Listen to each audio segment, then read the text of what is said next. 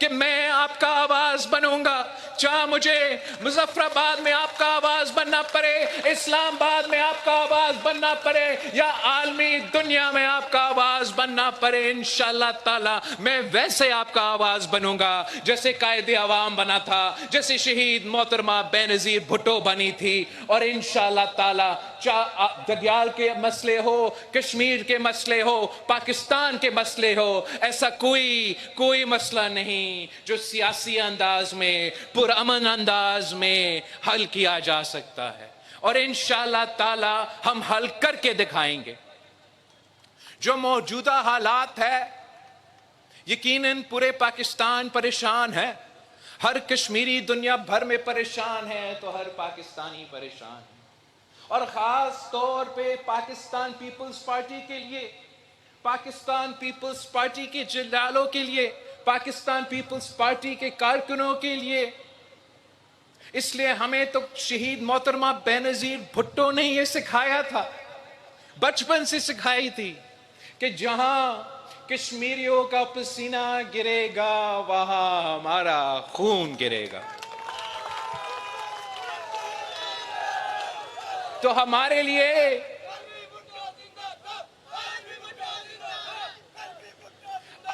لیے Pakistan Peoples party کے لیے، اگر ہمارے کشمیر کے مائیں بہنیں آنسو رو رہے ہیں تو ہمارے آنکھوں سے خون کے آنسو نکلتے ہیں۔ اگر ہمارا کشمیر بھائیوں کے دل دکھتا ہے تو ہمارا دل بھی خون کے آنسو روتے ہیں۔ اور ہم جانتے ہیں کہ آپ تکلیف میں ہیں، آپ مشکل میں ہیں، آپ کا مشکلات کا ہمیں اندازہ ہے، آپ کے مسائل کا بھی ہمیں اندازہ ہے، اور ہم سمجھتے ہیں کہ آپ کے تمام مسائل کا حل نکل سکتے ہیں۔ جو موجودہ حالات ہیں، ان حالات میں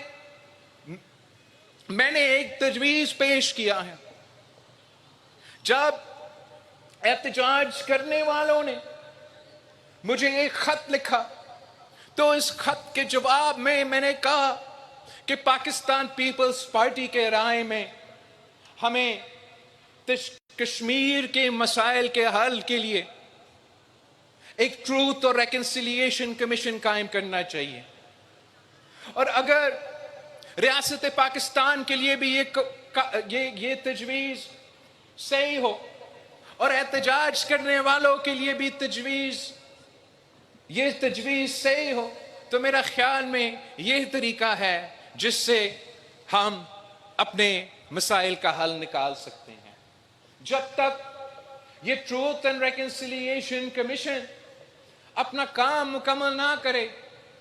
اور اگر یہ ٹروتھ اینڈ ریکنسیلیشن کمیشن بن جائے تو میرا درخواست ہوگا وہ احتجاج کرنے والوں سے کہ جب تک یہ کمیشن اپنا کام مکمل نہ کرے تب تک آپ بھی اپنا احتجاج ختم کریں۔ اور ہمارا درخواست ہوگا ریاست پاکستان سے کہ جب تک اگر احتجاج کرنے والوں یہ بات ماننے کے لیے تیار ہے تو آپ بھی پھر اپنا جو کارروائی ہے تب تک اس کو روکے جب تک یہ ٹروتھ اور ریکنسیلیشن کمیشن اپنا کام مکمل نہ کرے اور پتہ نہ چلے کہ کون غلط تھا، کون صحیح تھا، کس نے جرائم کی، کس نے نہیں کی۔ ابھی تک نہ احتجاج کرنے والوں سے جواب آیا ہے، نہ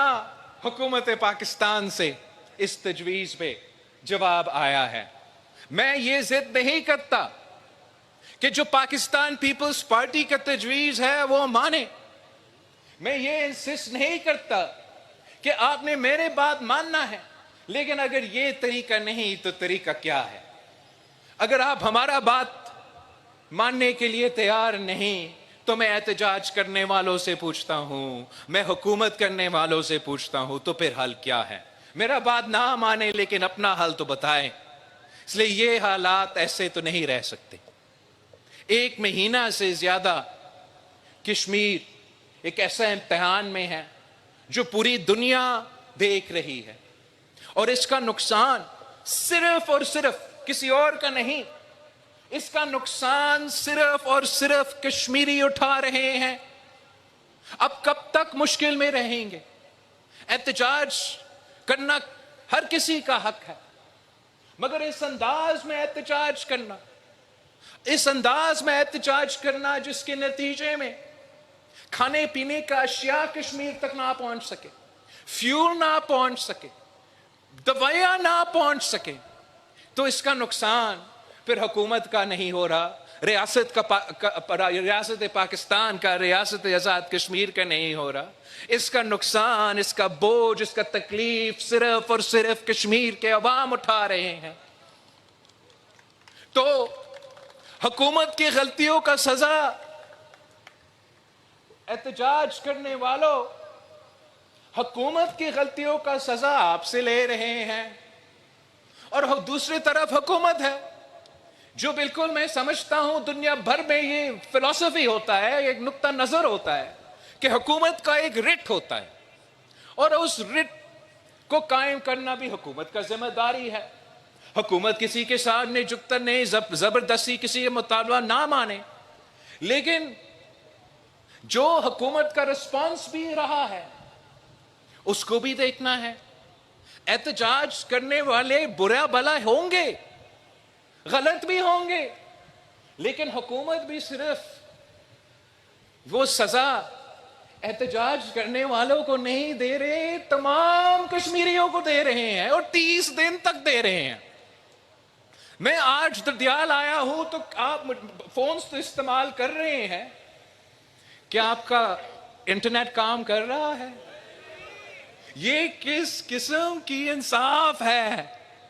جنہوں نے دہشت گردی کیا ہے، جو دہشت گرد ہے اس دہشت گرد کو پکڑو، جنہوں نے چوری کیا ہے، جو چور ہے اس چور کو پکڑو، لیکن جنہوں نے نہیں کی اس کو کیوں سزا دے رہے ہو؟ یہ جو پرانی دور کا سوچ ہے، ذہنیت ہے۔ جب ایف سی آر کا نظام ہوتا تھا گلگت بلتستان میں، قبائلی علاقوں میں، تو وہاں اگر کسی گاؤں میں کوئی ایک چور نکلتا تھا تو پورا گاؤں کو سزا دلواتے تھے۔ اگر کسی جگہ میں کوئی قاتل تھا تو پورا علاقہ کو سزا دلواتے تھے، سزا سنا دیتے تھے، اجتماعی سزا سناتے تھے۔ تو یہ نہیں ہو سکتا کہ کچھ افراد آپ کے کہنے کے مطابق غلط کر رہے ہیں،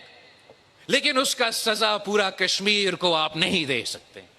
ہمارا مطالبہ ہے احتجاج کرنے والوں سے بھی اور دھرنا اور ریاست چلانے والوں سے بھی کہ آپ اتنا گنجائش تو چھوڑے کہ عام کشمیری کو تکلیف نہ آئے، ان کے راستہ میں کوئی رکاوٹ نہیں ہو، ان کا اپنا کاروبار چلانے میں کوئی مسئلہ نہ ہو، اور انشاءاللہ تعالی اگر تمام پارٹیز آپ کا یہ تجویز مان جاتے ہیں کہ یہ ٹروتھ اینڈ ریکنسیلیشن قائم کیا جائے، اور جب تک یہ ٹروتھ اینڈ ریکنسیلیشن کمیشن اپنا کام مکمل نہ کرے تو وہ دونوں جو سائیڈز ہے وہ تھوڑا سا کشمیر کے عوام کو اس قسم کا ریلیف دینا چاہیے۔ میرا خیال میں اگر ریاست پاکستان امریکہ اور ایران کے درمیان امن قائم کر سکتے ہیں، اگر ریاست پاکستان اسٹریٹ آف ہرموز کھلوا سکتے ہیں، تو ہمارا درخواست ہے حکومت پاکستان سے، ریاست پاکستان سے، میرا کشمیر بند پڑا ہوا ہے، کھولے۔